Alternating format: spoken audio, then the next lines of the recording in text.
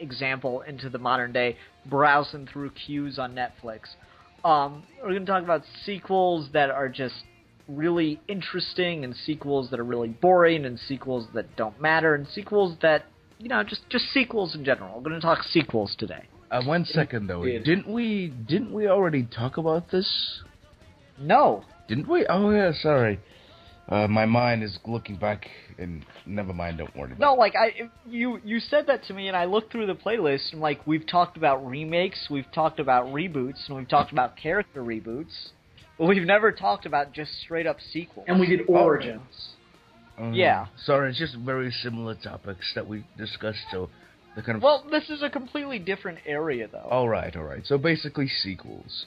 We're not talking about restarting or go ahead, Juan.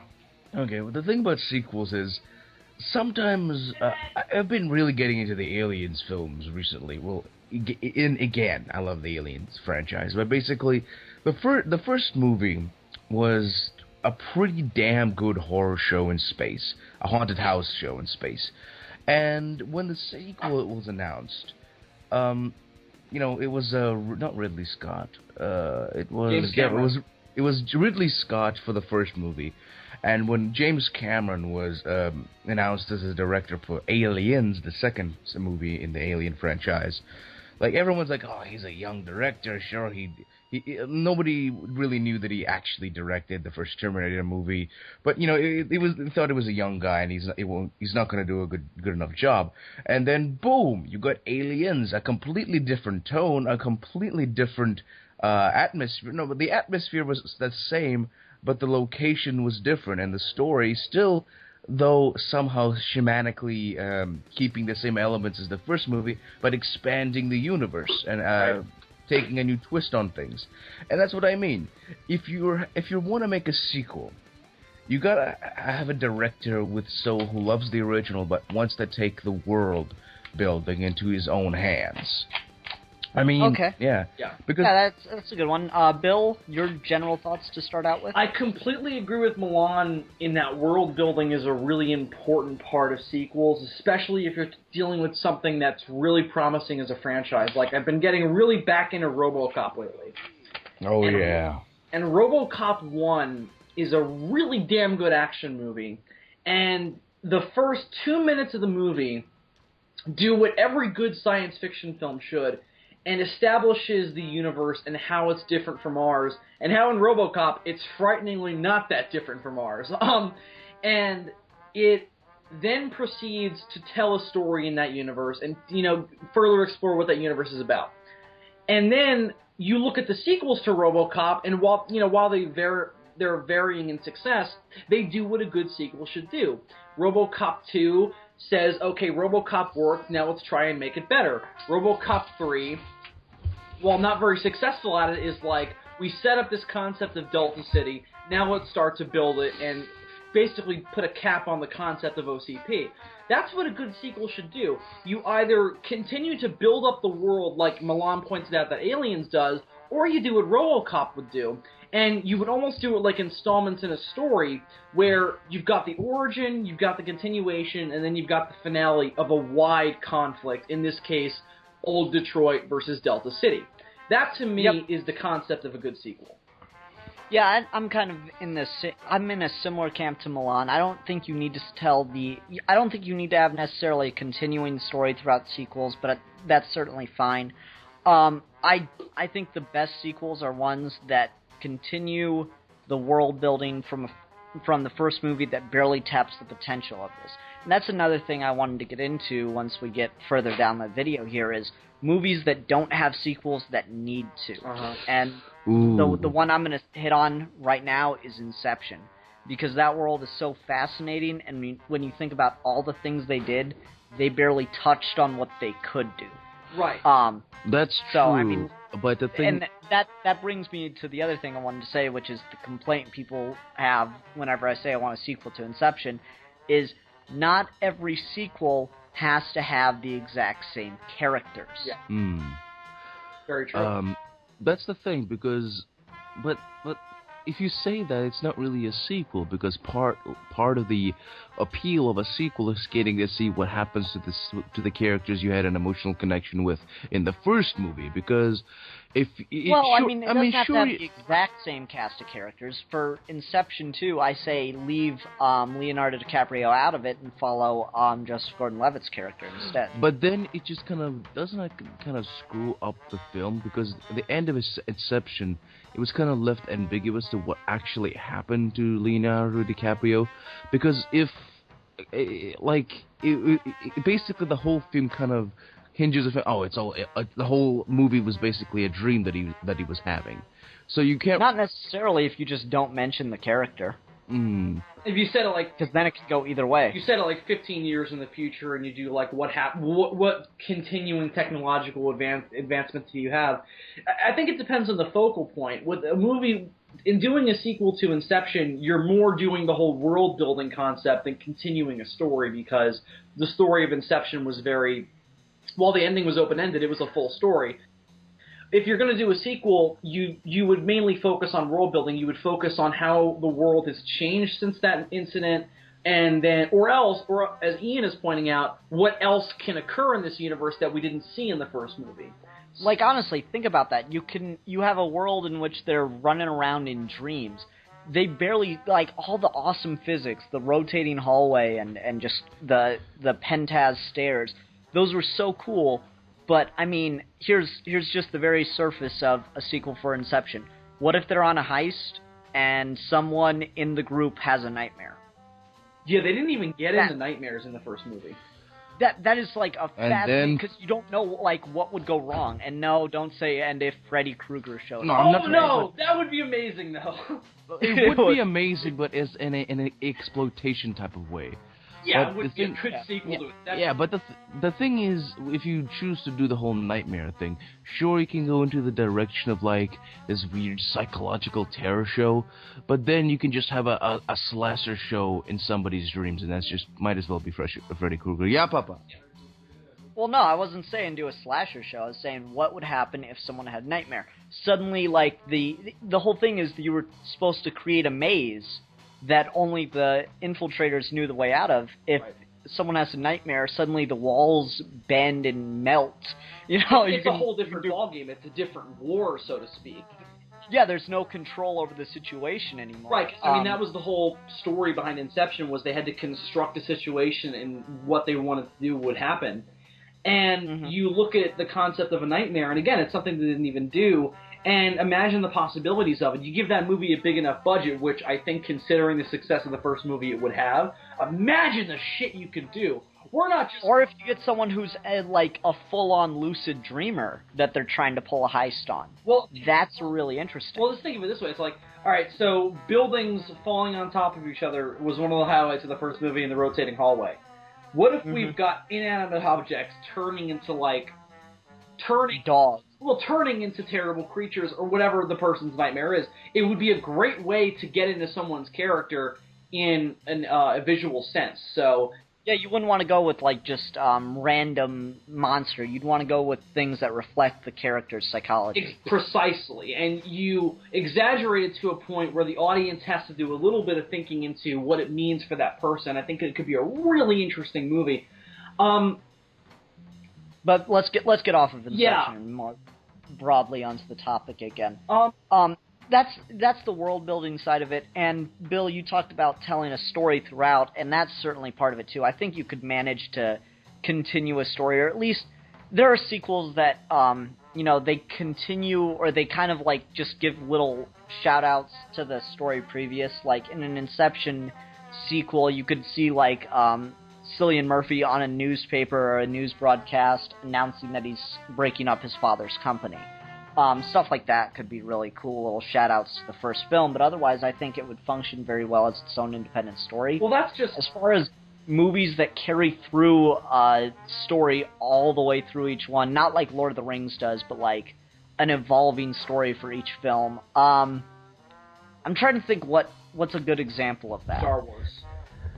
Star Wars, no, because that's kind of like Lord of the Rings, where it's just one real story all the way through. Yeah, well, the thing with Star Wars is, the first three movies were kind of like one long. It was more just a serial, like an old timey serial, but just made up to look like a blockbuster. Mhm. Fair enough. I'm just trying to think of something more like, Terminator, kinda. yeah, something that wasn't originally intended to have a sequel, but manages to keep a story going through each of the sequels. Yeah, and that's Jaws. No, not Jaws. But to get to Terminator for a second, I think that's the one that people are going to want us to talk about, because you're looking at a movie that didn't really set up a sequel but could have one. The first Terminator movie is pretty much a self-contained event. There is the possibility of expanding the world, of showing more of what this future will bring, but really, you don't need a Terminator 2. But James Cameron was like, no, I have a whole other story that I think could fit into this universe, expand upon it, and continue to make it more interesting. It is an evolving story in that way, because you've got the concepts of reverse engineering Terminators to work for our side. It broadens the conflict, because then you've got Terminators fighting other Terminators. Yeah, because the thing with the Terminator sequels and many those type of like standalone movies is, I find like if the same director doesn't come back for the sequel, and you give it to somebody else, the sequel I mean, then it's just kind of really, it's basically high budget fan fiction. That can sometimes I be... disagree with that to some point, but I can see where you're coming from in other cases. Definitely with Terminator 3. Definitely with Terminator 3. I mean, in Terminator Salvation is a much smarter sequel, because it's trying to do a part of the universe that was never done in a full movie before. But with Terminator 3, I completely agree with you, Milan. It's the same movie as Terminator 2, just with... But less good. Well, aside from that, just with someone else's touches put on it, and it's a piece of shit. There was one line in Terminator 3 that I did love, though, when it was John Connor and Arnold in the truck again, and he's like, "You look exactly like you did when I was a kid. What do you guys, come off of an assembly line?" Precisely. No, my favorite moment is when John shoots him in the mouth, and he's like, "Don't do that." I love that scene. Like that, just a bullet between his teeth. That's hilarious. Yeah. But you see, that's actually what if you shoot Arnie, like the actual actor, in the mouth, that is what will happen. And he spits it back like a cartoon character, and it functions like our normal gun, like the fucking Hulk in the first Hulk movie, where he spits out the missile. That was so dumb. Well, yeah, that whole movie is, well, not dumb, but it's just poorly executed. But I'm trying to think of other examples. I don't know, Ian, Iron Man, maybe. No, because Iron Man, they definitely knew they were going somewhere with it. Yeah, but they didn't know the specific place, and they continued to build the world around. Okay, well, let me say this much to Milan's earlier. Let me say this much to Milan's earlier point about it feels like high budget fan fiction. I think Iron Man 3 still feels very much like the same kind of movie with Iron Man 1 and 2. Whether or not we like the story as much, that's a personal thing more than like a quality thing, I think. Because I know Bill and I are kind of differing opinions on that one. I just have one or two major problems with it. I like the film, but I enjoyed it. I had major problems with it. It hindered my continuing to enjoy it. Yeah, but like it still feels like it's in the same universe. Oh, yeah. It doesn't feel completely different. It doesn't feel like high budget fan fiction at that point. Not at all. The thing with the movies, especially with like franchise movies like the Marvel movies, they kind of like when they make the first movie, in every single movie, the producers say sequel, and at that point it's a very dangerous time because the producers are money hungry jackasses that don't know what quality is, and so if you don't have a director with vision and an actual script that makes the world more broad and more interesting, then you get like Brett Ratner to come in and just fuck everything up. Yeah.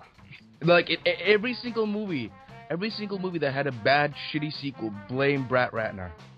It was him. He is the immortal spirit of bad sequels. I don't know if that's fair, but okay. Well, I think another good and this isn't really it's kind of a sequel. Superman Returns is another example of bad cinematic fan fiction. I mean, that's just the epitome of it. But in terms of the Marvel movies in general, I mean, they're not exactly the whole, we didn't know we were going to have a sequel, so we're just, world building past that anyway, but it's like, they build to a general point. They don't build to specific points. So Iron Man 2 doesn't set up Iron Man 3 exactly. Yeah, Iron Man 3 continues off of Iron Man 2 and continues to build the world, and it doesn't even set up Avengers 2. It's a totally self-contained Marvel movie, which I thought was an interesting move.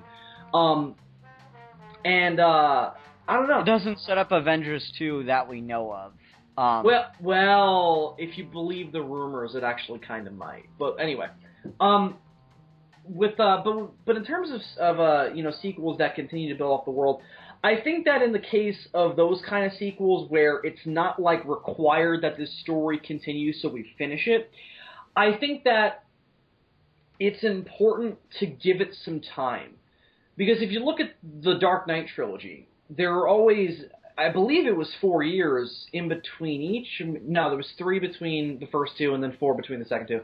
So, Chris Nolan let that story simmer, and each movie is such a complex and intricately woven, Batman situation that's the example of this is how you do sequels. And there's a kind of an example of, movies that kind of continue a story throughout, though however, small it might be.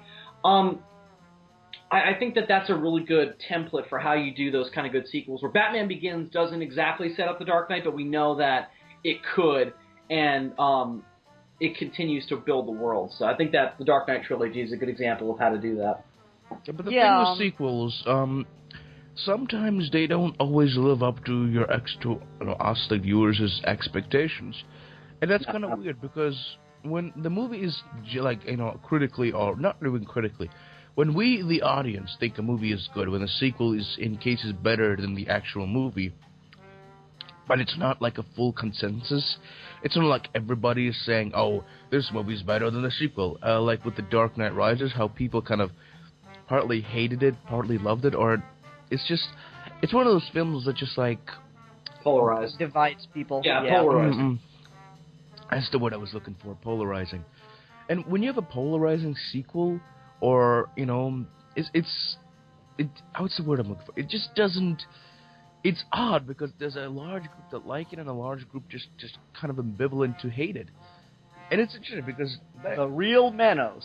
I love the real Manos. He's like is he Italian? Yeah, I think so. I mean, the name would imply so. Yeah. But it's interesting because it's like and it's a subjective. I mean, obviously, entertainment in general is always subjective. So you're always going to have people who, there are people out there who hate the Dark Knight, hate Batman Begins, and hate, the first Superman movie. So it's a very subjective field. But I think that the success of yet they love Transformers. Yeah.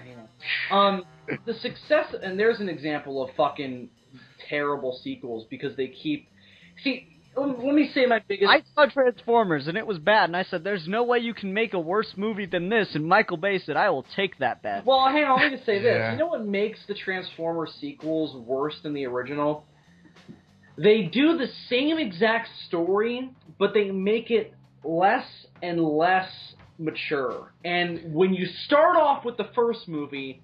just let that simmer for a minute, and then let me know when you throw up. No. The thing with sequels is, especially Michael Bay quote unquote sequels, sequels must expand the world, not just add the number of explosions. Right. I mean, it's like literally like the same story, but more explosions, more tits. Exactly. More well, cars. that's the hilarious thing about Transformers 2 and 3. No, that's the hilarious thing about. That's the hilarious thing about the Fast and the Furious. It's literally the same movie. Well, hang on. Let me finish. So you get to the last two movies, and it's like it's the same exact premise. The Transformers had something to do with human history. We covered it up, and now we're here. And it's like, how do we keep putting these things back in time?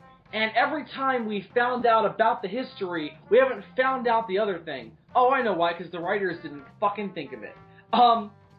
So it's like with Transformers 1, it's, back during, the exploration of, the Pacific Northwest.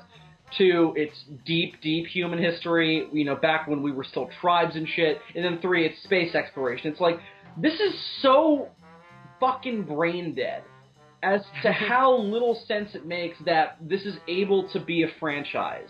It's fan fiction, but without the fan part. Yeah, a little bit. Milan, internet high five. Internet high five, baby. Yeah. That was good. This is all great. And I think we're really covering the gamut really quick here. One thing I wanted to bring up as an example, because I think Bill still hasn't seen this movie.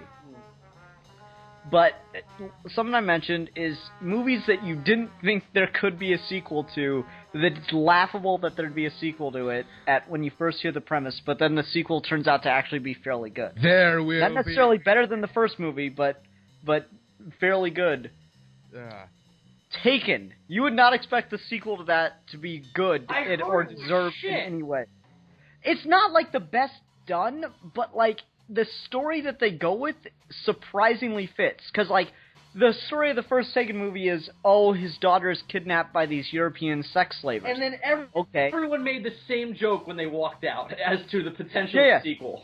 Well, like, here's the thing, though. You'd think the sequel is like, wait, did the sex slavers take his wife now? Like, no. It turns out the sequel is a story of vengeance because guess what? Actions have consequences in this universe. That's brilliant. It actually works. Well, it works in plot-wise, but execution-wise, it kind of... Yeah, I mean, it's like, it's not better than the first one. I wouldn't say it's as good, but it's not, like, horrible. Doesn't the fleeing daughter throw grenades into the Islamic crowd? Yes! Well, hang on, let me just say why I don't... Same old. Let me just say why I don't want to see Taken 2. Because what made Taken as well-received as it was, because when you break it down, it is another, action hostage movie. We've seen this in recent memory. But what made Taken so fucking good and so well-received by the public and by critics was the way they the way they characterize Liam Neeson more specifically. Because he is such an insane badass, and they take him from he's like James Bond, but a lot more humble. He is the everyman's James Bond, and that's what makes him so awesome. I still think James Bond's a pussy since I watched The West Wing. Martin Sheen kind of destroyed James Bond. I saw that scene. I saw that scene. Whatever.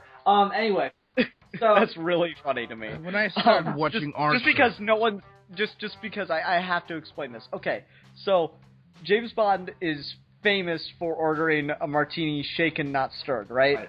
But Martin Sheen, as the President of the United States in The West Wing, has this brilliant scene where he's talking about how James Bond's actually a pussy. He's like, no, you see, the reason that you stir a martini and don't shake it is because that way the ice doesn't crack and doesn't melt as quickly, so you get a more potent drink. So really, James Bond is ordering a watered-down martini but being all snooty about it. Yeah, I saw that scene. That's pretty funny. He's the president? What? He's the president of that show? Yeah, this is how we know it's fiction. A president has wit. No, there were presidents with wit. Thank you very much. Hey, not that kind of wit. But no, seriously, there were. Roosevelt was pretty quick on his feet. FDR? Both the Roosevelts. Those are the old guys. Nowadays, it's like, I want to blow up the world. Ha! Jimmy Carter was a pretty quick-witted guy, too. And Bill Clinton from time to time. Yeah, Bill Clinton is cool. Bill Clinton is cool. I like that tweet that you told me Obama did where he said that after seeing the Avengers and they killed Coulson, if he doesn't come back, I may have to abuse my power. Yeah, I thought that was pretty funny. Obama abuses power for good. Oh, okay. We're not going to get into Russia's role in world politics at the moment. Please don't bring politics into this show. I don't need politics here. I'm not bringing in politics. I'm just bringing in gentle political ribbing. That's okay. Fine. Putin's so hilarious talking about human rights. Indeed. Did you hear? Like, gay people are now illegal in Moscow, and so is blasphemy. So I can never go back. Well, no, but here's the thing: is he's Russia's passing all these anti-homosexual, anti-atheism laws, basically, and they're really vague about him, so you could be prosecuted for damn near anything. And he puts out an opinion piece in the New York Times saying that Obama needs to approach the humanitarian side of things in this Syrian conflict. I'm like, dude, you just want the water ports in Syria, you asshat! Sorry. I think Putin's just trolling. He's just... I really think he is. But anyway, let's get back to the topic. Sorry, Bill. This is why I try to stay away from the internet as much as possible, and I just get sucked back. I think I get it what Putin means when he says like, oh, you should take the humanitarian approach. The thing is, he doesn't really see gay people and atheists as humans, so He sees them as werewolves. World president. Anyway, Putin, meet the... just one last thing. Back when Putin was reelected about a year and a half ago, I was listening to NPR, and like they had the best way of announcing it. Excuse me, they had the best way of announcing it. Meet the new boss, same as the old boss. Literally. That was great, because the government in between his terms was a puppet government run by him. That was fun. I love puppet. But anyway, back to sequels. Putin, Part 2. Anyway, no, I get what you're saying, but the thing is, Taken 2 doesn't characterize him any differently. He still doesn't want to be murdering people by the hundreds. No, but that's just it. I don't know if it's going to have the same novelty the second time around, because it was such a wonder. And I'll say this: I've only seen Taken 1 once. I only saw it the first time I saw it in theaters. I've never seen it again.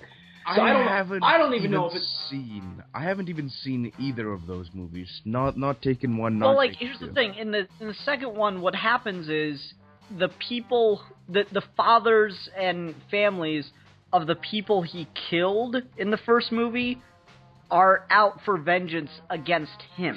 That's a really cool idea, but I don't know.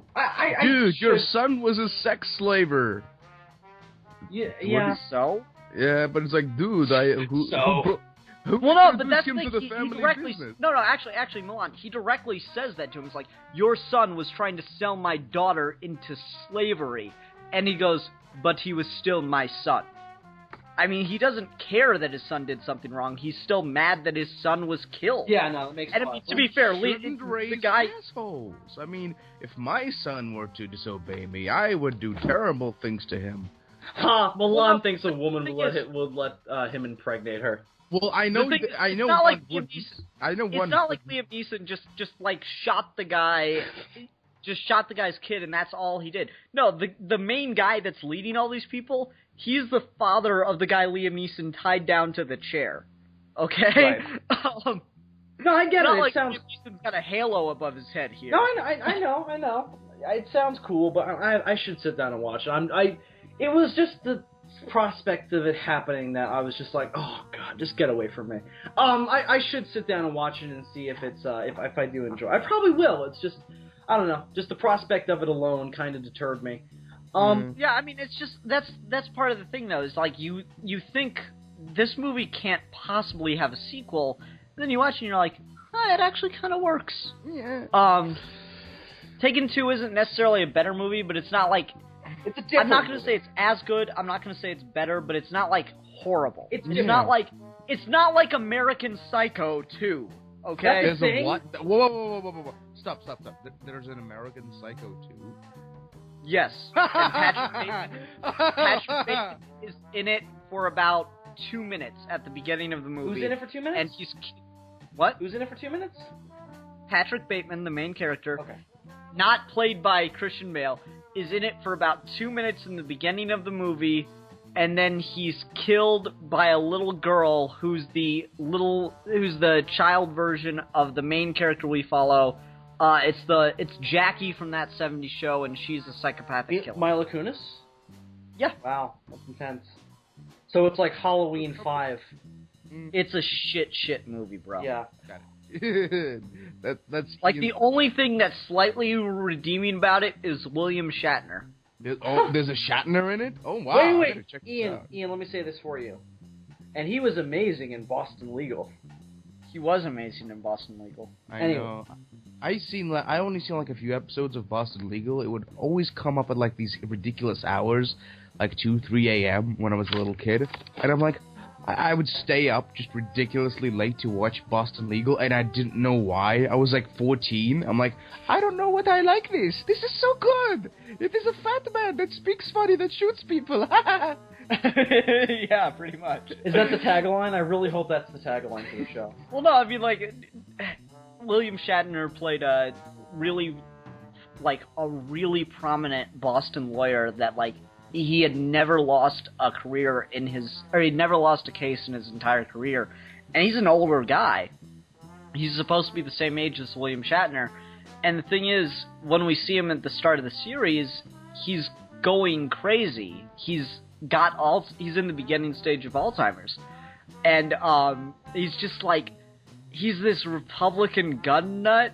And there's like, dude, he just carries around guns, like, all the time, and there are occasions where he just straight up shoots somebody, and, like, no one's expecting it at all. Does he, like, shoot, like, a pedophile or something, like, who expects him to defend him? And he's like, I want you to look... Yeah, like, he's locked in a room with a pedophile at one point, and he shoots him, and, like, he carries around a paintball gun, and there's, like, this beggar on the street that throws a rock at him for, just walking past him, and he shoots him with a paintball gun. That's genius. And everybody freaks out, and there's one scene that's, like, amazing towards the end of the series where, he and my other favorite character, Alan, are in that office, and Denny pulls out a paintball gun and just shoots Alan. It's like, you shot me! It's like, yes, I did. And you're a whining liberal, so you never shoot me back. And he throws him a paintball gun, and Alan shoots him back, and so they just start lighting each other up. You're a whiny liberal. You'll never shoot me back. I love that.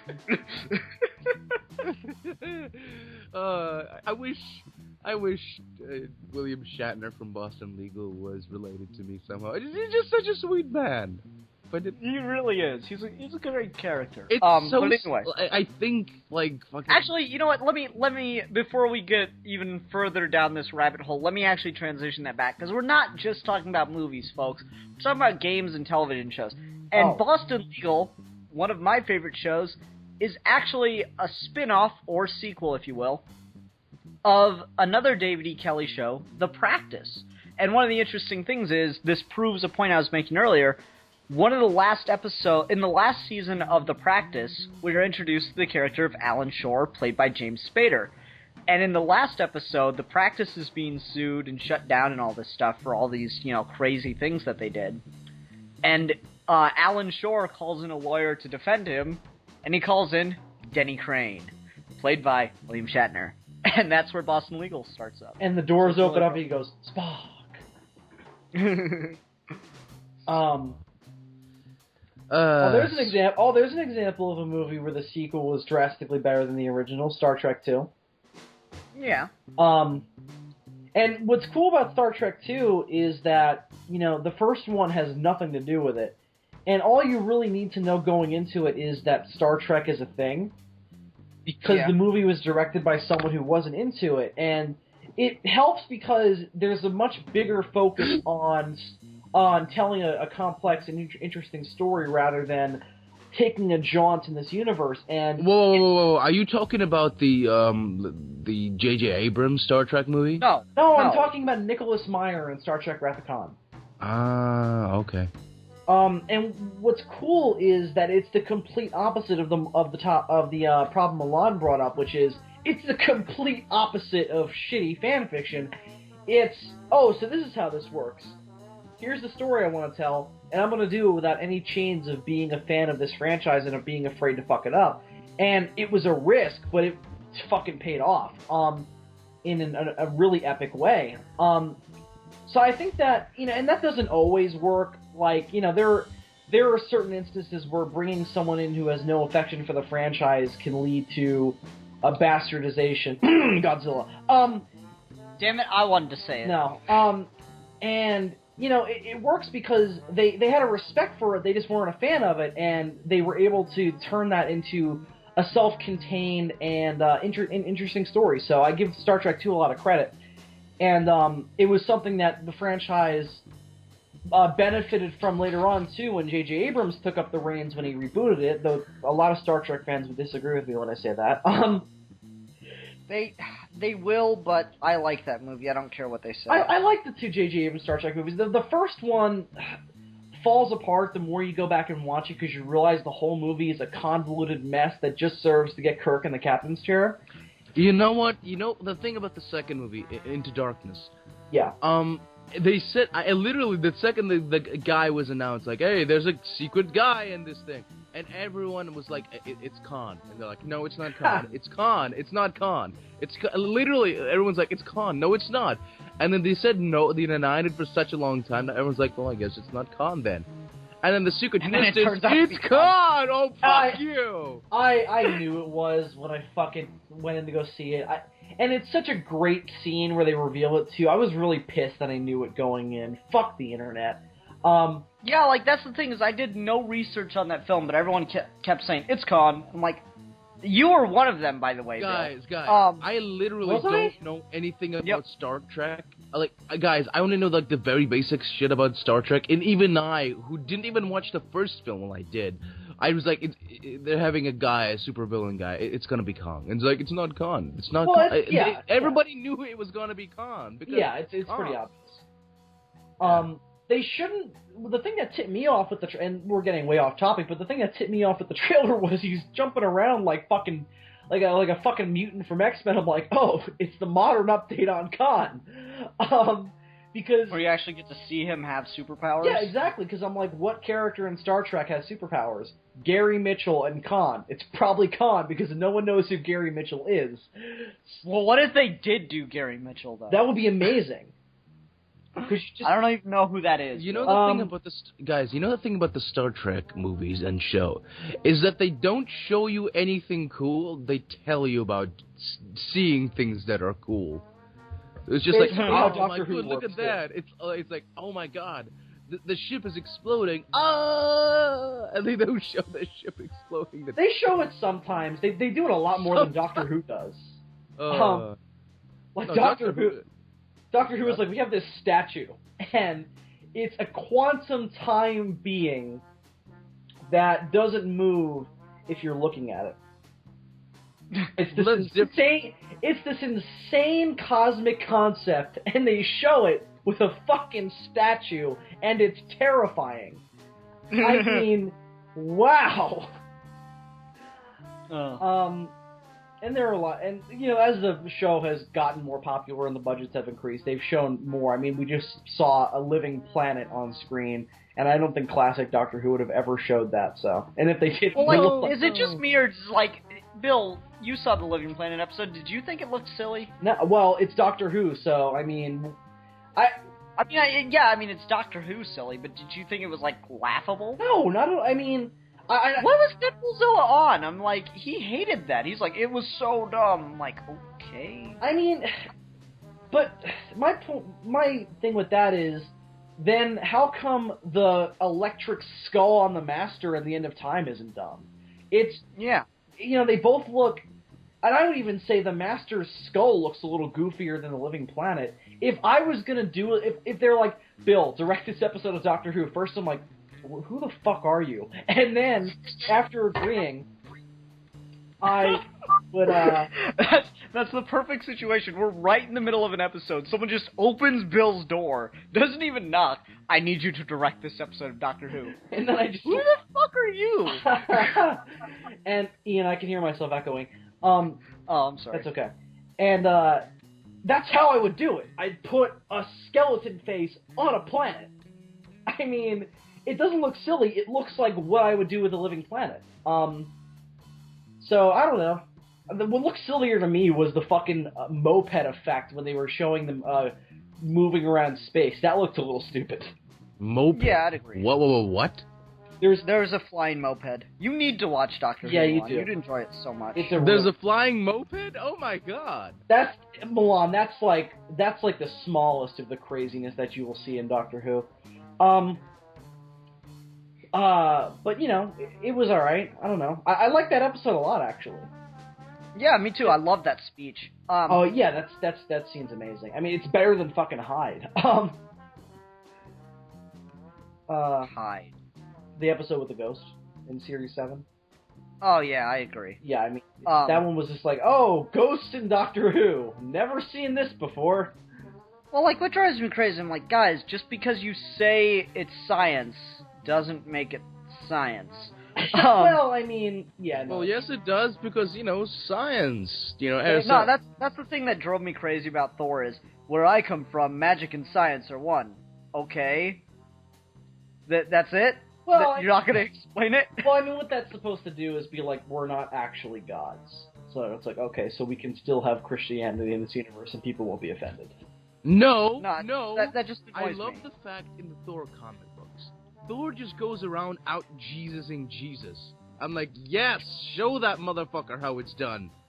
Because Thor, like, I'm gonna worship Thor now. I know I'm an atheist, but I'm gonna worship Thor now just to piss off Jesus. See, I have do it to piss off the fictional entity that you do not believe in. Exactly. That's how my mind works. I still worship Raptor Jesus. Raptor Jesus. Oh, you Nowhere heretic. in the Bible does it say that Jesus is not a raptor. Indeed. That is the motto of our religion, is that simple inconsistency. Anyway, so let's not. It's true, Bill. It is true. It is true. You Christians out there, you cannot deny the Bible in any way states that Jesus is not a velociraptor. You cannot deny that. Anyway, so Okay. back to sequels. We haven't touched on games at all. I think the Uncharted franchise is another good example of kind of excelling with the sequels. I've never played the first Uncharted game, and I got into it with the second game and was blown away by how good it is. And you know, it's an example of one of those one and done kind of franchises, or one and done kind of series where it's like each game, while it retains the elements of the previous, has nothing to do with that story. Which is something I enjoy about them. Well, that's not true. Uncharted 2 has a lot to do with the first game, just with the female characters. Yeah, but they explain everything. The thing with the Uncharted series is basically, plot-wise, is basically a Indiana Jones ripoff with starring Steven Seagal, but with a younger, more attractive male lead. It is just like, yay! It's a dude jumping around in exotic locations. I like it. I haven't played the games, but it's just like, huh? There's a pretty man doing things, huh? And of course, Milan was intrigued by that. Well, no, I mean, the Uncharted game, I haven't played the third. It's funny, Bill hasn't played the first. I've played the first and the second. Have you played the third, Bill? Yes. Okay, is it good? Yes. Okay. I've only heard bad things about the third game, so I didn't rush out to Really? buy it. I just kept hearing that it was drastically better than the second one, which is why I bought it. I haven't beat it, but I got more than halfway through, and it's really good. I mean, it's just as good as the second one. I don't know if I call it better, but it's at least just as good. Okay. I believe you. I just have not heard good things about it, Well, so those I people didn't were- rush to go get it. What? No, it's just funny that you heard that, because I heard the complete opposite. I just heard nothing but praise. Okay, anyway. No, I mean, games are a good one. Let's go with something that at least I'm more familiar with, because I can't really speak to Uncharted. It was kind of the same thing throughout.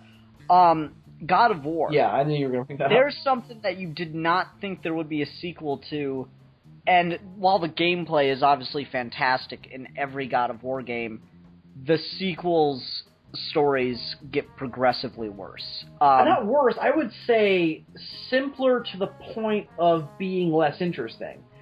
With God of War 3, and we've said this on recording before, it's essentially Batman Arkham Asylum, but with Mount Olympus.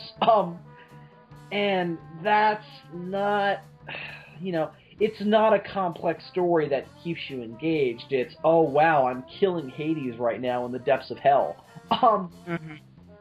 So, yeah. Yeah. I mean, basically, past the second game, God of War just kind of becomes grunge, but with Greek mythology. Well, like, the thing is, the third game is just the end of the second game stretched out into an entire game. Yeah. And the second game is unexpected, and it kind of works for a while, and then kind of gets lost somewhere, and then Athena gets stabbed, and you're like, huh? Yeah. I mean, again... The first game has the best story out of all of them. Total. I hands mean, down. because it does what the title implies. Because the first game kind of... I haven't played it very much, but I've seen like a playthrough since my little brother loves playing it. It's a Greek tragedy, and Greek tragedy has to have a tragic ending, because thus Greek tragedy. But it's like he jumps off and dies because he can't live with himself. Huh, that's interesting. But now it's just like, no, I'm back and I'm gonna kill everybody, because I'm Kratos. Which is awesome, Yeah. but it's not as interesting. No, the thing is, I don't like. After that point, he just kind of dies because it's just like Kratos becomes a cruel, idiotic jerk. He's like, I'm Kratos. I'll do whatever I want. I don't know why I made him sound like fucking Arnold Schwarzenegger just there. I don't know if that's entirely accurate, but Well, like, the thing is, they try to explain it, and they do as good a job as I think they could. In the beginning of the second game, it says, the narrator says, his misery turned into hatred, despise of the gods who had tricked him into being there. So that's why he hates the gods in the second game, is because they made him work for him for 10 years, and they think by giving him the glory of being the god of war, it's going to make up for the fact that he still remembers what he did. right. And he's not okay with that. Right. And that's the best, like, honestly, given his character arc in the first game, and where he's put by the end of it, it's fairly reasonable that his character would continue in the way that he does in the second game. That makes sense. Yeah. I mean, it's not like they ended the first game with seeing him fall into the ocean, and then the second game started with him being picked up. That would have felt cheap. The first game did end with him being picked up and made the God of War. That happened. It's not like that was thrown in at the last second. That was very much the entire point of the game. You just weren't meant to ever play as Kratos again at that point. Right. So it was kind of weird to go into his character again. Yeah. I mean, in terms of the God of War franchise, it's an example more so of the idea of something like RoboCop, where, you know, you start out with a universe and you start out with a full story of a character in that universe, and you have a broader conflict that isn't resolved in the first story, that is then picked up by the following sequels, and kind of like RoboCop, they're not as successful as you go down them and continuing the story. Yeah, because then people are just mining, like the first when the sequels get worse is because A, they don't get a clever enough director to direct the things, or just the story material is kind of dried out, and it's just a bunch of Hollywood hacks throwing shit at the wall, hoping what sticks. Well, it's not like there's no potential there. It's the execution that isn't sound. It's just, we have potential in expounding this universe of this darker look at Greek mythology, and what we're doing is good, but it's not as good as we could be doing it. I feel like the biggest problem with God of War 2 and 3 is that they don't tell the same kind of, well, not the same kind of story, but they don't tell the same level of story that the first game tells. 2 and 3 tell stories in that universe, but again, they're drastically simpler, and they're not as, they just don't feel as developed, or as, you can't really dig your hands into them like you can with the first game. And it's hard to look back at them and think of ways they could have expanded them to make it work that way.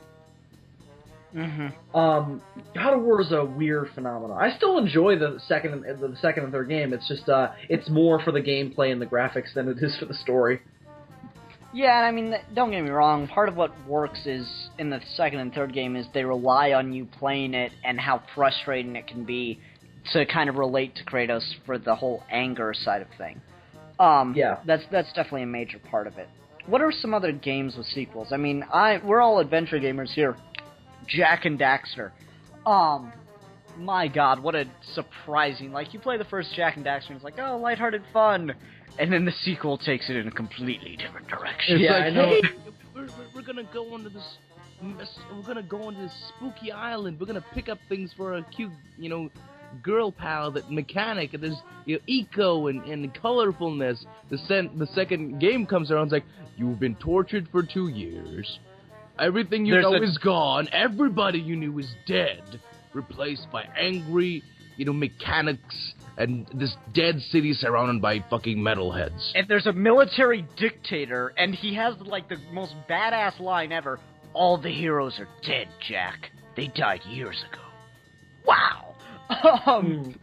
That is so cool! Yeah. That's, like, I played that game in 8th grade, and that line has always stuck with me. I don't know why. I guess that's just supervillain-like speech from now on. Right? Isn't that just such a badass line, though? Yeah, all the heroes. And then Jak 3 finishes that story, which was really interesting. It finishes the story of the metalheads and everything that's going on with that. And then Jak X makes no sense. Well, it's a a fun kart racing game. It's essentially a kart game. Yeah, Which I is mean, like- it's a fun racing game, but the story is... here's what's wrong about Jak X, okay? So, like, you're all poisoned, and you've got to race to get the championship in order to get the antidote, right? But, like, you're racing against these other characters that you were poisoned with. You're all racing towards the same goal. So you figure, okay, I won't blow that person up the first time you play. Like, wait, they're on my team. It's cool. And then one of them attacks you, and you're like, what? So the story breaks down the second the gameplay starts. And that's really aggravating. But, the thing that really put me off Jak, X, is basically the character design. Like, oh, where's my cute, like, adorable, like, cartoony graphics? Instead, it's just like, look how gritty we made Jak look. Is there gonna be a story? No, we're just gonna race. Huh. Pretty much. It's about Uh-huh. cars. Though I did like that Daxter got to keep his pants. That was cool. Yeah. That was a good continuity nod. Yeah. It's like, do I get pants? Yes, you do. Yay! How about a decent pair of pants? The precursors, these godlike beings, grant Daxter any wish he desires. And he asks for a pair of pants. And a girlfriend. Yeah, well, he has like this, big busty blonde girlfriend who's human, and just like, I want her to be like me, and like, yay, what was it called? What? Ocelots. Ocelot. Yeah, and then a generation of furries were born. No, I think the start of that was the Sonic animated series. No, the start of furries was definitely Space Jam with Lola Bunny. Was that before or after Sonic, though? Which one? Was Space Jam before or after? Okay, we get it. Guys like to fuck anthropomorphic animals. We get it. Oh, you're talking about quality the one. princess in the Sonic animated series? Yeah, the one that was actually Yeah, good. fair enough. Well, I'm not terribly well versed in the Jak and Daxter games, but one that I didn't get to talk about on the last video game episode we did, in terms of sequels, is the Resistance franchise, which I'm a big fan of. What happened? I haven't played those, actually. They're fairly good. They're not amazing. They're not perfect, but they're fairly good FPS games. And the basic premise is alien virus turns into an alien invasion, and we're dealing with that now. It takes place in a universe in the 1950s where World War II didn't happen because of this outbreak. And what's really interesting about it is that it's not just another alien invasion movie, because the backdrop of the 1950s allows you to explore how America would be different while this struggle was going on, because the first game takes place in England and America is totally fine. There's no invasion going on there.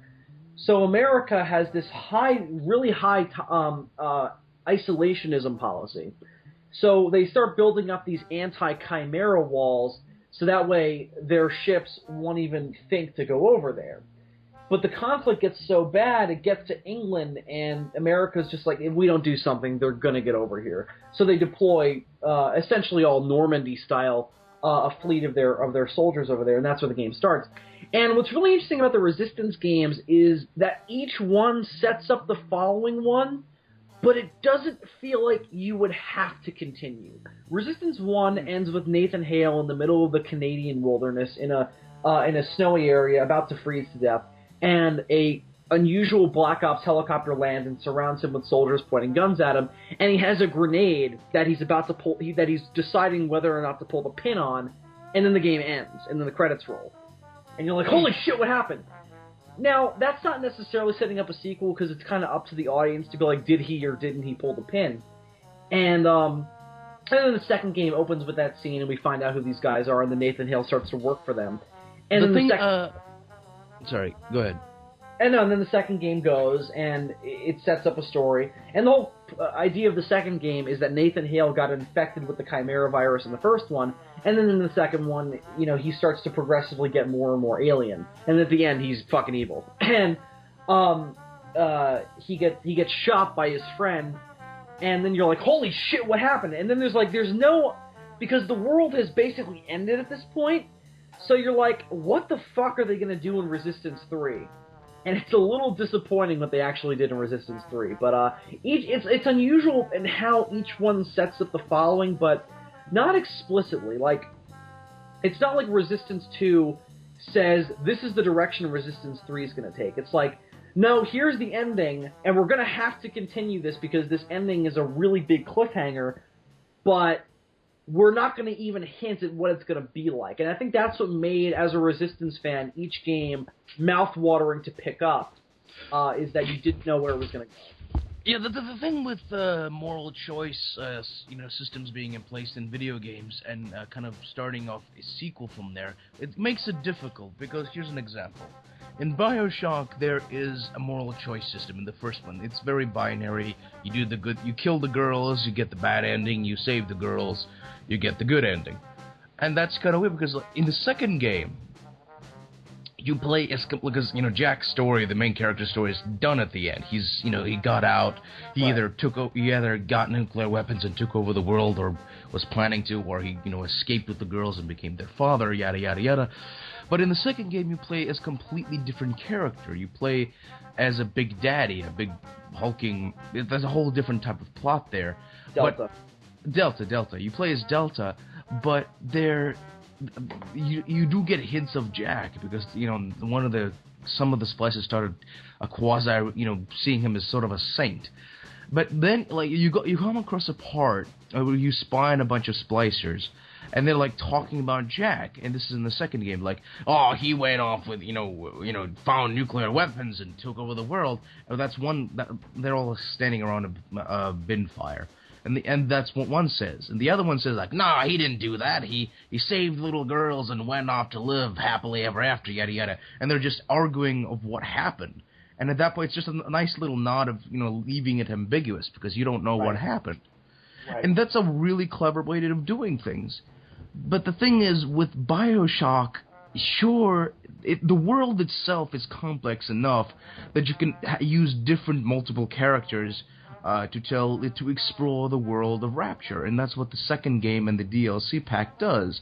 It follows completely different protagonists in each, variation of the game, but each of these, since Rapture's under a city, and a city has many occupants, there's a lot of things to explore.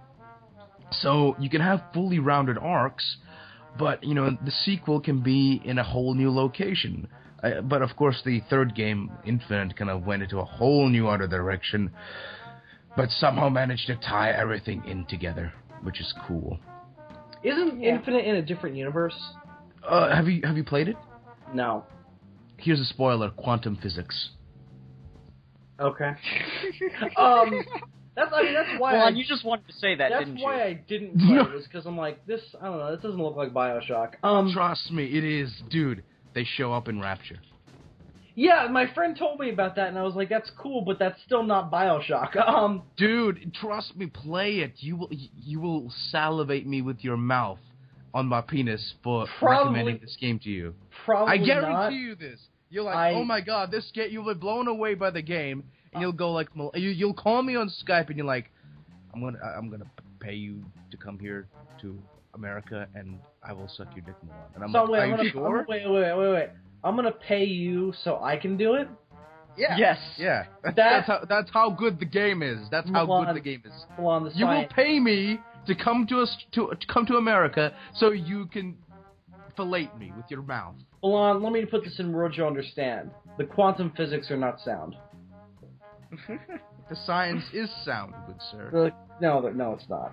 Yes, it is. The chances of that happening You will suck my dick. Are so slimmer. argue. The chances of that happening are slimmer than your actual dick. Let me just put it that way. Well, Shut up, needle dick. Ooh. shut up. I'm The thing kidding. is, that is, thanks to quantum physics, there is a Milan and a Bill somewhere out there in the infinite number of different universes where you are at this moment doing what I just said. So yeah, I'm happy with living with that knowledge. And that that's somewhere in the multiverse, you are sucking my dick.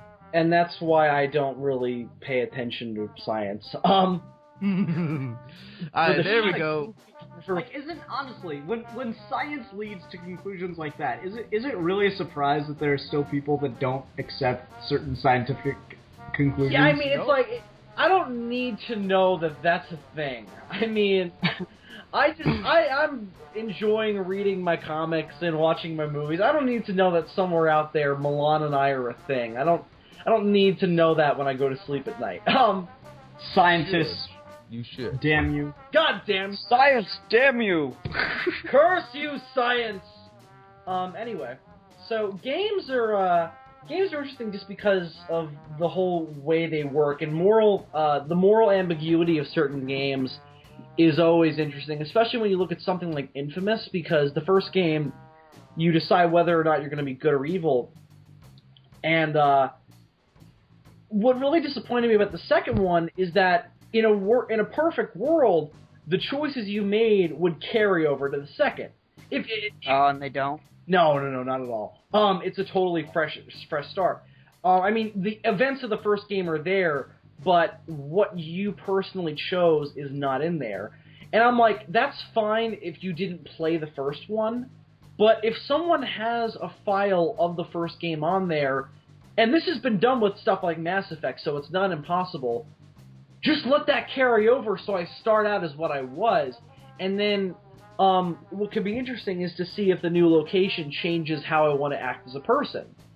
That seems a lot more interesting to me. And Infamous 2 is a great game, but it's a little disappointing when you have to start from scratch in terms of your morality. Though the moral choice in Infamous 2 is drastically more interesting and more heart-wrenching than the first game. Play Infamous 2. It's a fucking good-ass game. Alright. Anyone got anything else on video games they wanted to bring up? They're fun. Yeah, I agree. I just wanted to talk about, like, the kind of... Jak and Daxter was just a good example of the kind of turns a sequel can take that you didn't expect at all. Well, let me actually throw one last wrinkle that comes into video games that doesn't apply in film. Aside from story, a problem you can run into with video game sequels is gameplay. If the gameplay is the same in every game like Call of Duty is, it can get really boring to keep buying sequels that's essentially the same product just with a different skin on it. That's why I stopped buying Call of Duty games, is because Modern Warfare 3 is the same game as Modern Warfare 2 with a slightly different plot. And basically, that's the thing. Most sequels, you just don't want it to be the same game, but with an updated fucking location and different enemies to shoot at. With a different face put on it. That's precisely my point. With a different skin, yeah. Yeah, I mean, that's what the Call of Duty games are. They're all the same game, just with different skins on them, and that's why I stopped playing them. I mean, that's why Modern Warfare was so popular, was because it wasn't like that. It was a different skin, but the control system and the way the game worked was fucking revolutionized. And then every game since then, for at least, what would it be, like 6 years now? It's been the same fucking thing, and I'm sick of it. Stop buying Call of Duty games because they'll make a fucking statement. Fair enough. Anyway. Okay, that was... Games are a good area to get into, but there was one other thing at least I wanted to bring up. It's in my little notes that I got here on things to bring up, topics to consider when it comes to sequels. And it's a joke that's gone in my stand-up act, and I'm gonna make it right now. You ever notice that horror movies and pornos each have 12 sequels? Well, sex and violence, you know, they go hand in hand. And no, hold on. And isn't it interesting how similar the two are? Like, you ever notice that? Like, horror movies get progressively more just, you know, porn with, like, murder scenes, and pornos just are getting progressively more violent. That I haven't noticed, but I mean, unless you mean more gratuitous. That's kind of true. I don't know. See? I don't know if I've noticed porn getting more violent, but I have noticed horror movies becoming more pornographic. I disagree. I think horror movies are just becoming more milquetoast. It's just like, yeah, we're not gonna do anything. Well, at least trash had like the courtesy of being violent trash, but now it's just boring, like bloodless trash. Thank you. Well, I mean, Saw. Saw is not really a horror movie. It's a psychological thriller. No, Saw is a gore fest. No, it's not. No, it's the first Saw. The first Saw. Of a man's soul. Shut up. No, the first Saw is a psychological thriller. Everything after that is a gore fest. I know. I hate the Saw franchise with a burning passion. Even the first one? I've never seen it all the way through.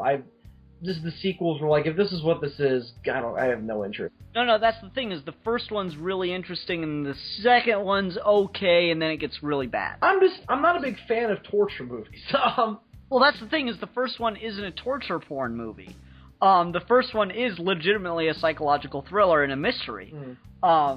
Everything after that, with the gore horror aspect, but everything after that's just really dumb and convoluted, and like, it gets to the point where, like, basically Jigsaw has to be, like, the only logical conclusion you can reach by the end of the Saw franchise is that Jigsaw is Batman because no one else could think this far ahead.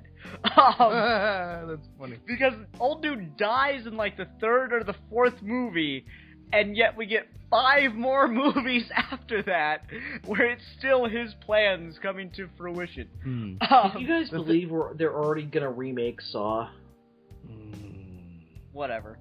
No, but anyway, like, no, it's just, that's back to the sequels topic, though. It's just that you get horror movies, and, like, you usually have your first one, like Nightmare on Elm Street, and it's a really new, inventive concept, and it's really cool, and it's legitimately scary in parts.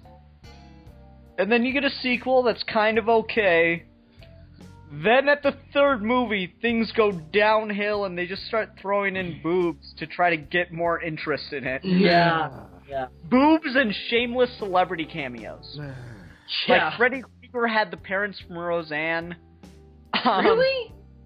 Yeah. Oh wow, I didn't even know that. Okay. I've like the second to last Freddy Krueger movie, not counting the remake, had Roseanne and John Goodman, I think.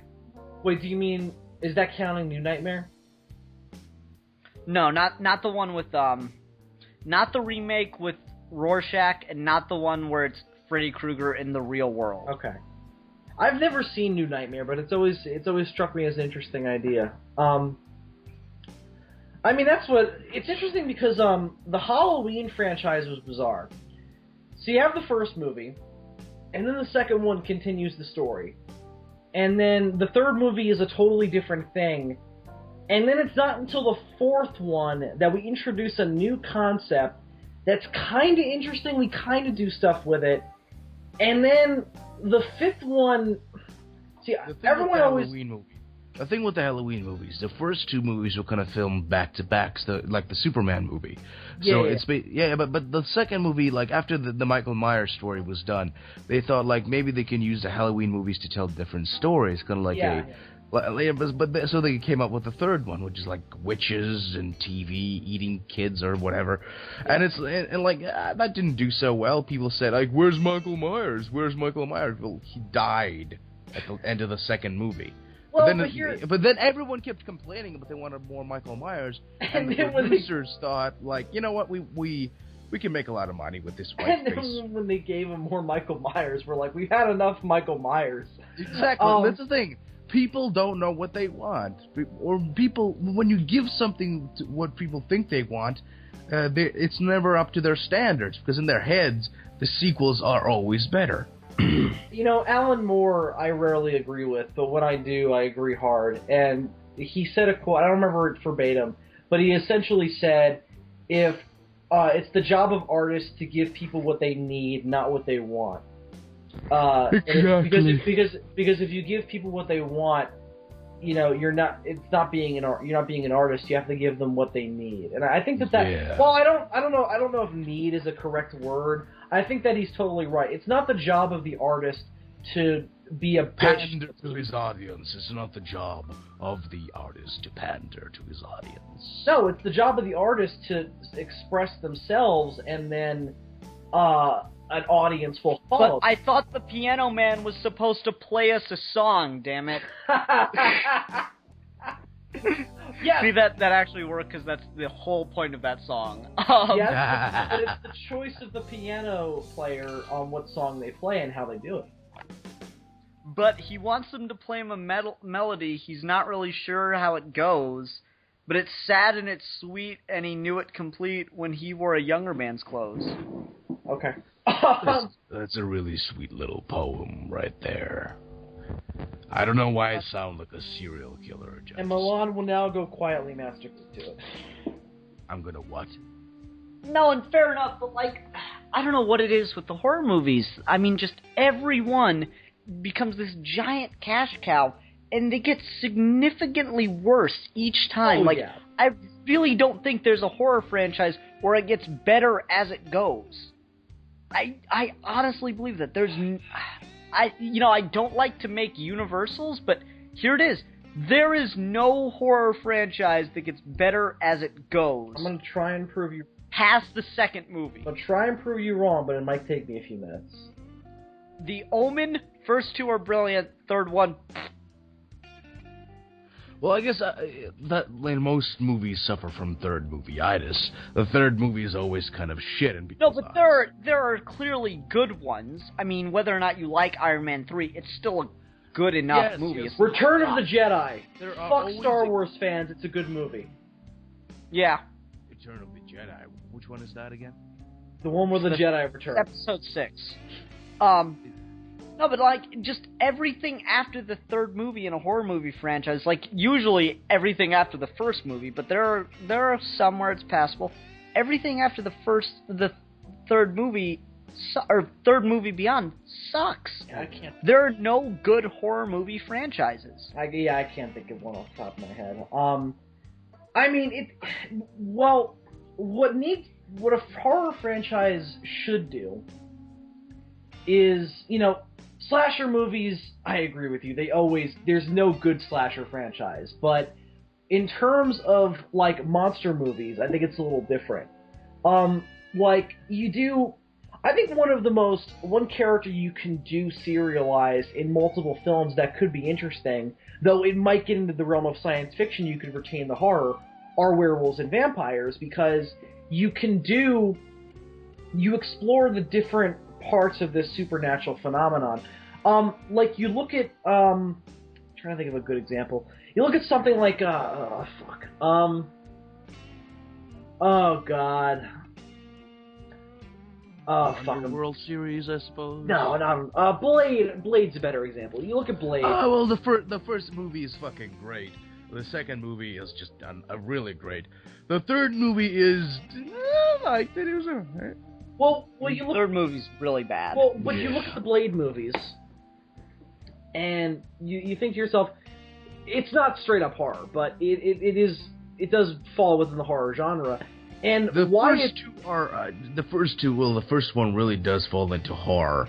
The second, but having action elements in it.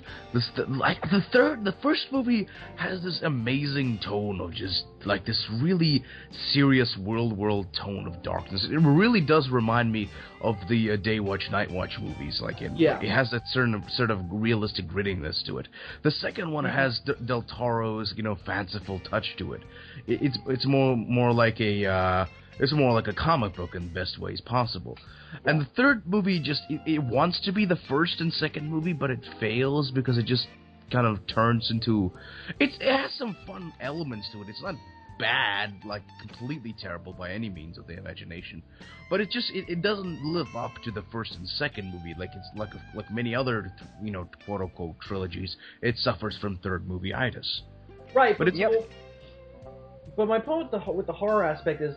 You look at the vampires, and what makes those sequels work is they continue to advance the society and advance the science behind it.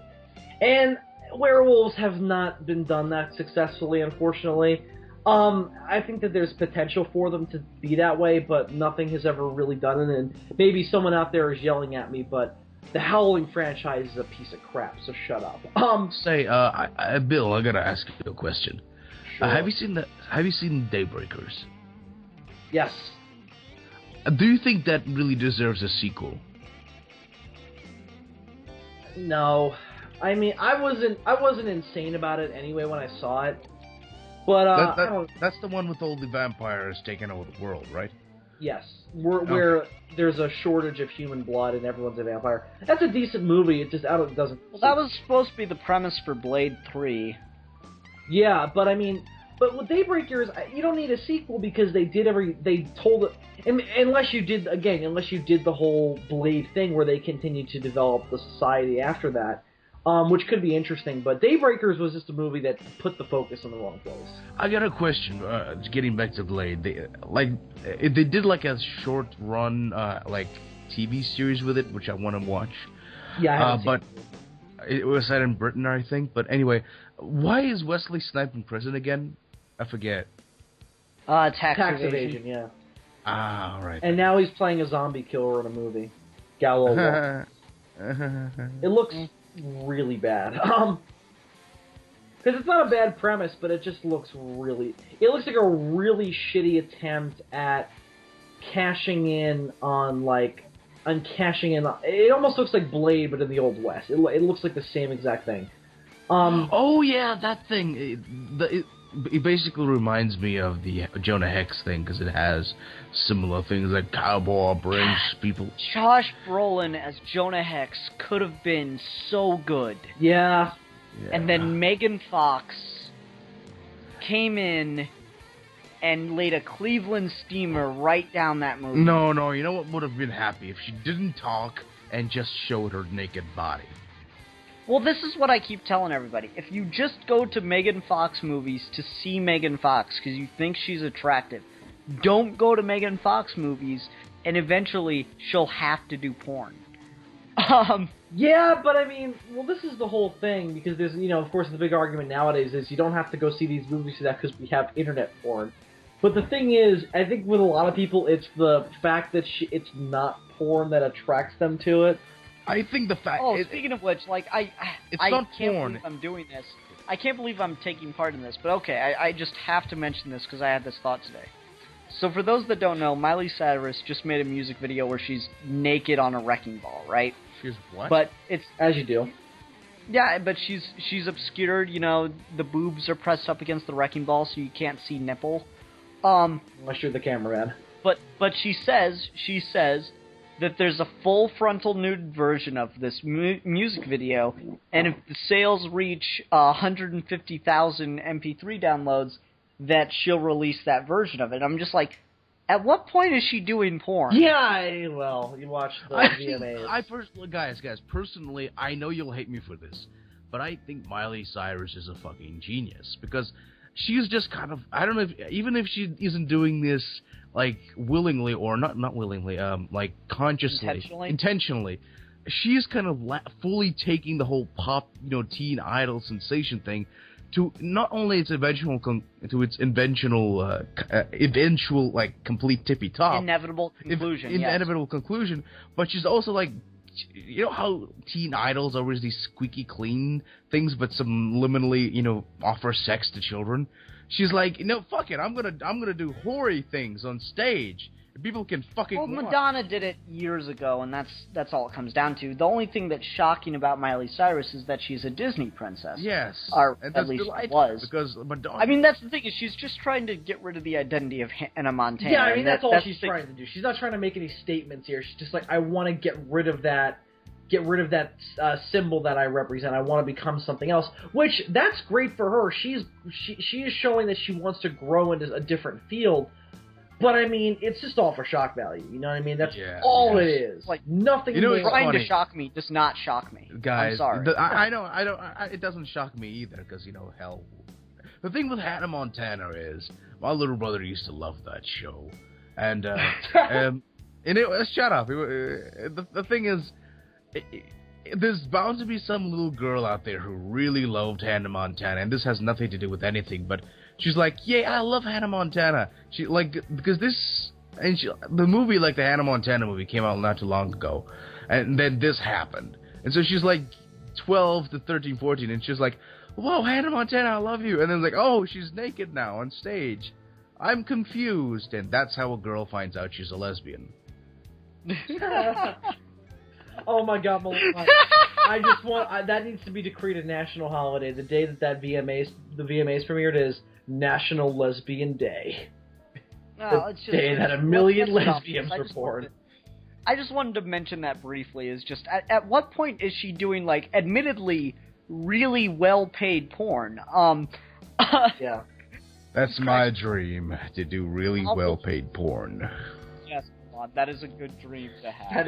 That is a amazing thing to aspire to. Well, when society collapses, that is the only thing that will be afloat. The world could be engulfed in nuclear war, but you can guarantee somebody will want to see another person fucking for money.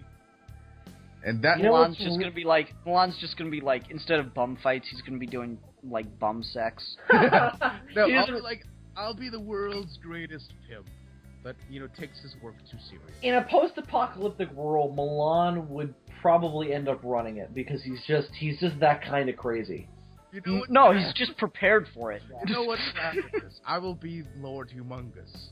I'll just be this huge. I'll just eat everything and be this giant, sized balloon hippopotamus of a man. But I'll be like carried on this giant throne with slaves.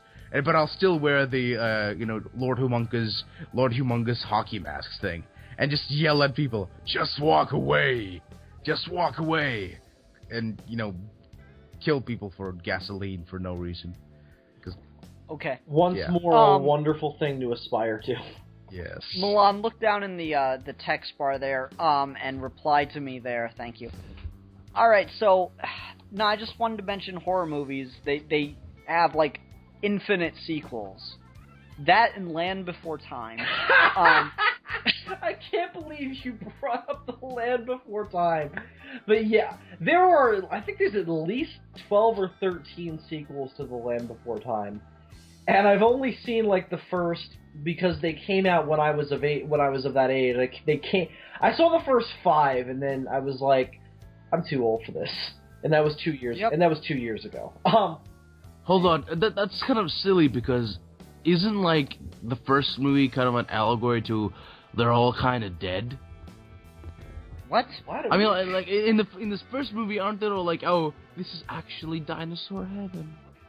I mean, and like, wait, are all the characters dead? Huh, No, I no, really wait. do not remember Land Before Time well enough to answer that question. Milan. I guarantee that. Bill, what do you want to bet that if you watch it through that lens, it actually would make sense? Well, no, what he's talking about is the fact that the place they reach is kind of a paradise, but if that was the allegory, I missed that. And to be fair, I'm the same. It's been way too long since I've seen it, so maybe. Yeah, but I'm just like, now that he says that, I guarantee since it's been so long since I watched it, I only have very, very young memories of Guys, it. I guarantee if I watch it with that lens, I can totally see where he's coming from. Guys, I smell a review topic.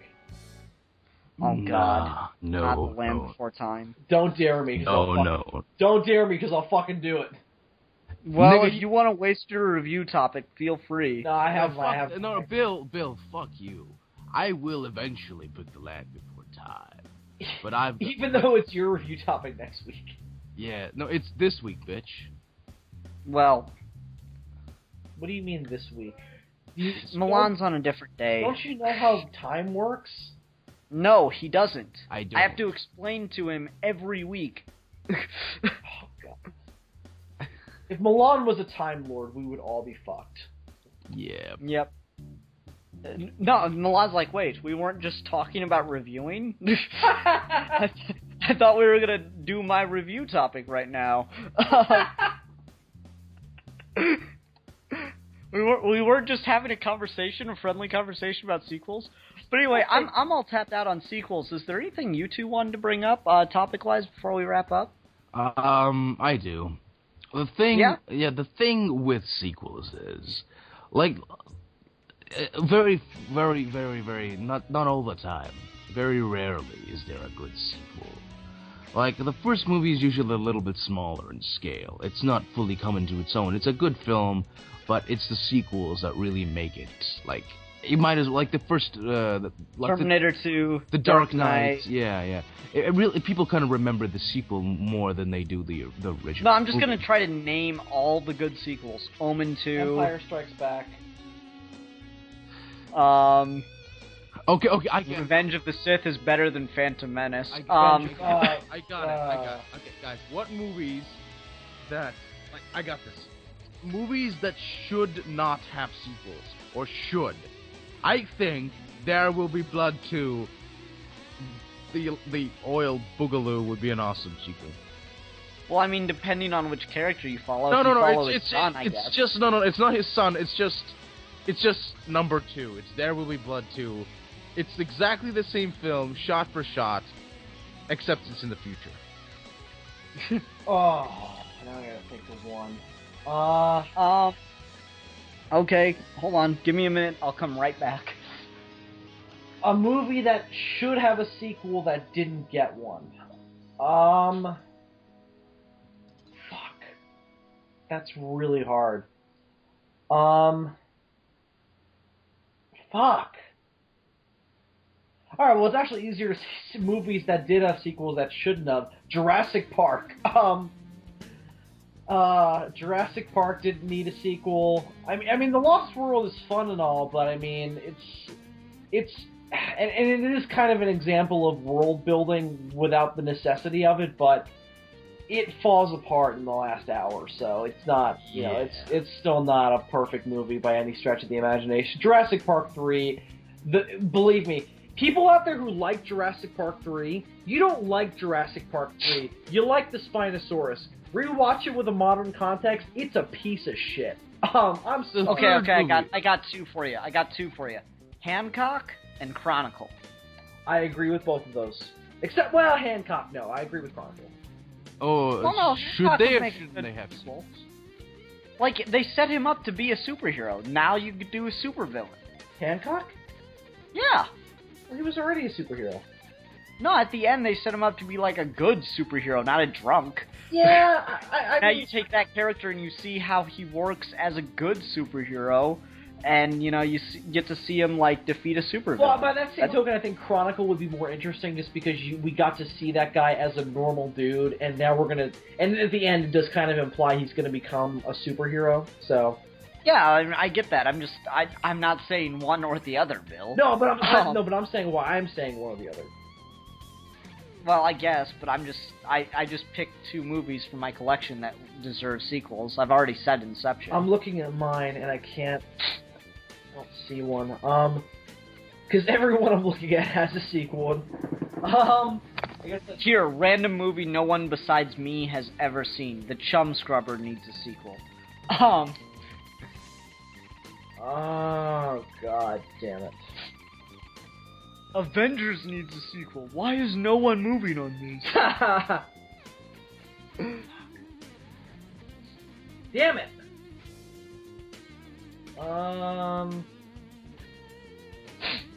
Green Lantern. You could probably make a good sequel. You don't need to do a reboot. You're like No, it talking wasn't to your that bad.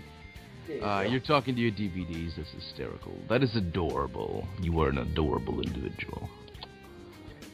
Okay, anyway, this is getting kind of boring to listen to. Yeah, I I know. feel bad for the listeners.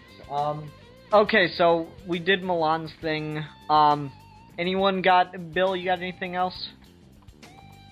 I'm just gonna say, I love sequels. They're one of my, I love the prospect of a sequel. I think it's always one of the most promising and most fun to talk about areas of film. Is like, oh, where are they gonna take this franchise that we love? Where are they gonna take this character we love? So I'm a big fan of sequels. It can be funny to make jokes about what movies, are so they're so repellent to sequels. Like imagine and they made this Titanic 2. Fuck. Oh, actually, you know what? One thing I did want to bring up before we wrap up. This will be fairly brief because it doesn't happen often. This is like a pet peeve of mine because it happened with one of my favorite authors' book series. I hate it when something is set up for a sequel and we're just never gonna get it. It appears like that happens with a lot of movies that don't get funding or whatever. But one of my favorite writers, David Bowker, who's no one's ever heard of, he has a series of books. The first one is called The Death You Deserve. The second one is called I Love My Smith & Wesson. And the second one sets up for a really good sequel. You're ready to see a really awesome sequel happen. But it's been that came out in I think 2005, and there still hasn't been a sequel to it to conclude the story, and I'm like, aww. I could throw That's out. not cool. I'll throw out a character, or actually characters, that I would want to see a new movie about. The Gargantuas from War of the Gargantuas. They're interesting. I'd like to see them in another movie. Well, I'm just talking about individual things contained within Yeah, I know. That's themselves. why I didn't even want to say it. It's just things that never got a sequel just because the money wasn't there, I guess. Money or interest. There's one that's on the tip of my mind that I don't remember what it was. I don't know. I love sequels though. I love the concept of a sequel. Yeah, I mean they're nothing new. I mean there were sequels to ancient Greek plays. Oedipus has a sequel. Hercules 2. Well, no. Oedipus has a sequel. I can't remember the name of it off the top of my head. Antigone, maybe? Antigone's not a sequel to Oedipus. Well, then I got it wrong, Bill. That's alright, I forgive you. Well, no, one of those plays by the dude, I forget the author's name. One of those plays by that same guy is a sequel to Oedipus in that everything that happens in it is a direct result of the kingdom being without King Oedipus because he just, ripped out his own eyes. As you do. So, that's a thing that happened. Yeah. I'm kind of dried up though on this topic. Yeah, me too. Yeah. Anyway, Milan, what are we talking about next week? Well, we are talking about it's a two-part review. We're doing compare and contrast between Aliens and Event Horizon. Ooh. Okay. Yeah. Ooh, good idea. And basically, I really want to hear Bill's thoughts on how these two movies. It's three movies: Sunshine, Event Horizon, and Aliens. You gotta watch these three movies, and I want to hear Bill's thoughts on how these inspired the Dead Space video game. But that's basically. I'm all up for an excuse to rewatch Aliens, so. Aliens, Dead Space, Aliens, Event Horizon, and Sunshine. Is Sunshine on Netflix? I think so. Alright, cool. I'll look. I'll let you know, Bill. Alright, thanks. Okay, everybody. So, watch 3 movies as homework. The Geeky Gentleman, fucking... Oh, whatever. You I ran dumbass. It's late, Bill. I It's okay. ran out of steam there. I'm really tired. Yeah, I know. Anyway, Sorry, everybody. We kind of petered out on this one. Yeah, we apologize. We've given you so much quality in the past. We deserve to turn in one half-hearted performance. You know what? I'll just dance. Do you want me to dance in my underwear just to let this... No. No. I never want you to do that.